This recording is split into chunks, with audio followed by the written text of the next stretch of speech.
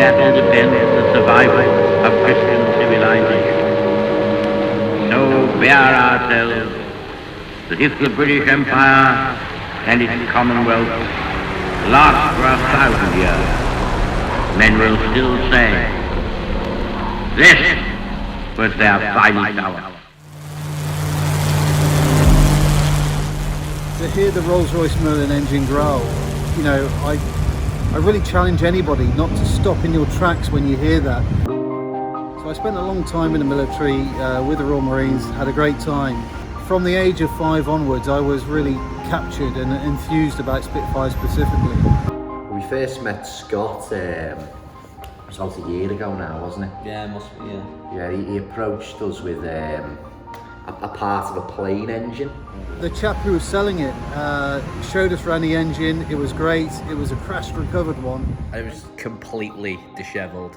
I mean, it still had all the war wounds, all the bullet holes. You could tell that this had been through the war. It was really quite in a poor state, but it was a Rolls-Royce Merlin engine, not a Packard Merlin engine, which was the American manufactured one. So at that point, I knew it had to come home. And his original idea, I think it was going to be a coffee table. Yeah, coffee It was table. just a cool idea in itself when you saw it, but then he started telling us the story.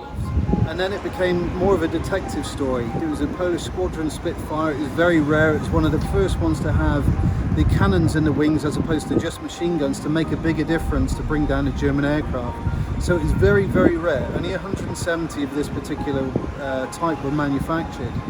And then beyond the aircraft, we found the story of the pilot and the pilots. So the pilot was P8331, and he was shot down over Calais. It's 303 Squadron, the top scoring squadron of the Battle of Britain, of which 8 of the pilots of P8331, including Piotr Waguna, were veterans, and amongst them aces, the good and great of 303 Squadron. The story is incredible. I mean, they were a massive part for winning the Battle of Britain, and they didn't get a victory parade. No. They were really forgotten. And we knew nothing about this. This wasn't common knowledge. All these unheard voices and these heroes. Yeah. That, you know, we wouldn't be here if it wasn't for them. And they've just never been celebrated. It was clear that we needed to sort of think more broadly. So it was like, how do we help you tell this story? What do we need to do? And I knew that I had to do something more than make a coffee table. So we had this idea to build the actual Spitfire, and we were like, okay, let's crack on. How do we get to work on that? Aviation and watches, they go hand in hand. I've done for many years, and we wanted to make a really powerful limited edition watch that tells a story. It's a metamorphosis. So you're going from being a caterpillar to being a butterfly, and that's really been the relationship that I've had with TRIBUS, because actually for them it's been about contributing to history as opposed to just another watch in a brand. We took the starboard arming panel from the plane with the idea of making 303 limited edition pieces. This particular piece that we had was really quite bent and misshapen, but actually TRIBUS really surprised me with what they've managed to do in terms of rolling out that piece so it looked almost exactly the same as when it did when it into the ground in 1941.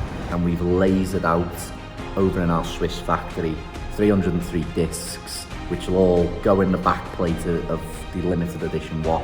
It was very important to us to make sure that those discs still had all its imperfections. Yeah. It's the actual piece of the plane. We've not sprayed it, we've not cleaned it up. The ownership of the watch is the ownership of the story and the ability to keep this going through generations. Own a piece of history on your wrist. Own a piece of history on your wrist, exactly.